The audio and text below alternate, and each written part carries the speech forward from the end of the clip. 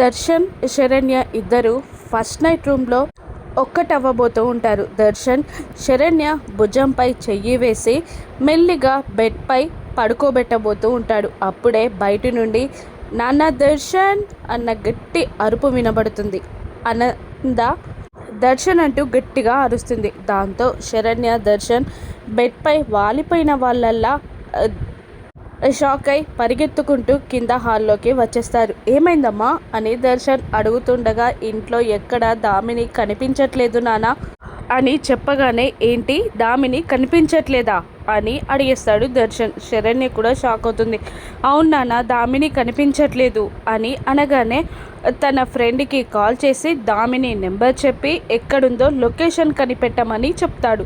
Friend ఆ number location చెప్పగానే what అని షాక్ అవుతాడు దర్శన్. అవునరా అంటూ పర్ఫెక్ట్ లొకేషన్ కూడా చెప్తాడు అతను. దాంతో ఓకే అని కాల్ కట్ చేసి, అమ్మా ఆ ఫోను ఫారెస్ట్ వైపు చూపిస్తుందంటమ్మా, లొకేషన్ కూడా చెప్పాడు, వెళ్దాం పదా అని అంటూ అందరూ బయలుదేరుతారు. మరోవైపు అనన్య కాంచనతో ఇలా అంటూ ఉంటుంది. దామిని ఎక్కడుందో వీళ్ళకి తెలిసినా కూడా వీళ్ళు కాపాడలేరు. ఆ సుందరం దామిని మెడలో కట్టే తాలిని వీళ్ళాపరేలు.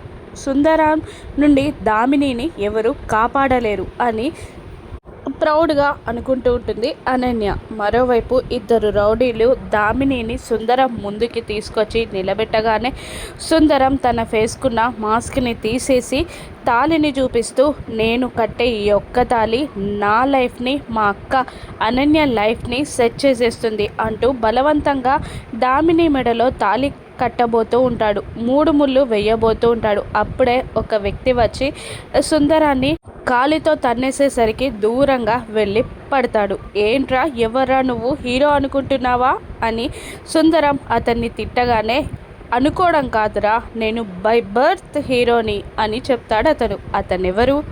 దామినికి కాబోయే భర్త అవుతాడా? ఆనంద ఫ్యామిలీ అతన్ని హక్కున చేర్చుకుంటుందా? దామినిని అతనికిచ్చి పెళ్లి చేస్తుందా? రానున్న ఎపిసోడ్స్లో చూద్దాం. Thank you for watching.